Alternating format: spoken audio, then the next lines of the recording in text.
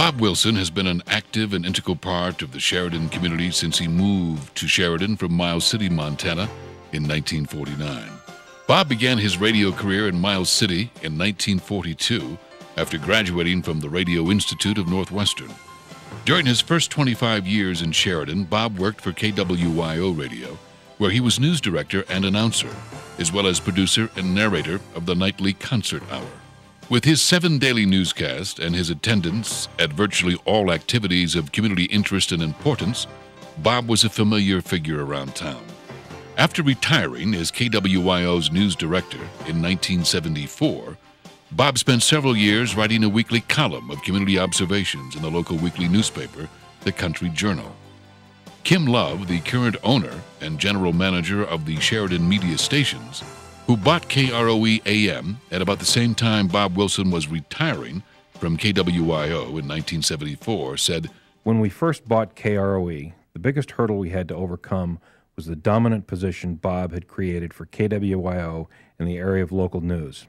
At that time, when the KWYO news came on at 7:30 in the morning, over 90% of the listeners in Sheridan were tuned in to KWYO. As a result, I approached Bob and asked him if he'd be interested in coming out of retirement and working for KROE. At the time, Bob said no, but we left the door open if he were to ever change his mind. In 1983, Bob gave me a call and asked if he could stop by the station and talk with me. When Bob showed up, he asked if the offer was still open. It took me something between half to 3/4 of a second to say yes."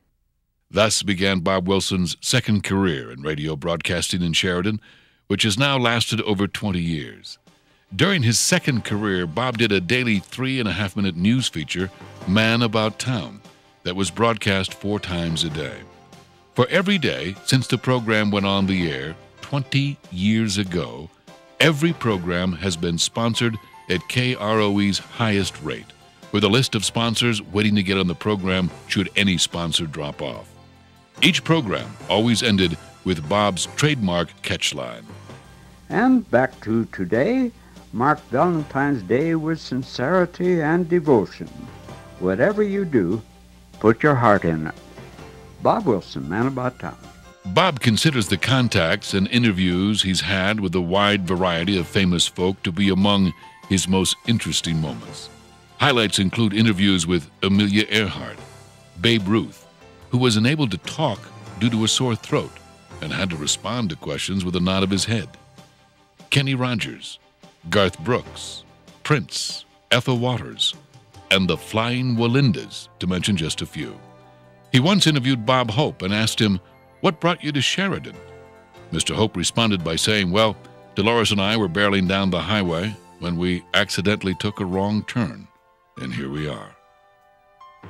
Bob's love of his community went well beyond the radio airwaves and is reflected in his writings, which include Sheridan's Long History, which commemorated the first 100 years of Sheridan's history. A Way with Words, a compilation of the punchline paragraphs from the Man About Town columns, and The Good That Lives After Them, a book about 3 of Sheridan's philanthropic families. Bob has received many honors in his life, including Who's Who in the West, J.C. Distinguished Service Award, and a Special Commendation Award by the Sheridan County Chamber of Commerce, Man of the Year as a Rotarian, Outstanding Good Citizen, several United Press News Awards, a citation as a Friend of Education, and a number of programming awards from the Wyoming Association of Broadcasters. Bob has been very active in the First Presbyterian Church as an elder and as the choir director for 44 years. Bob has also directed community choirs, a performing choral group known as the Notables, and several productions for the Civic Theater Guild. There is the old saying that behind every man there is a good woman. In Bob's case, that is his wife of 61 years, Leela. In recognition of Bob Wilson's 62-year career in broadcasting, this year, the Wyoming Association proudly inducts Bob Wilson into the Wyoming Association of Broadcasters Hall of Fame.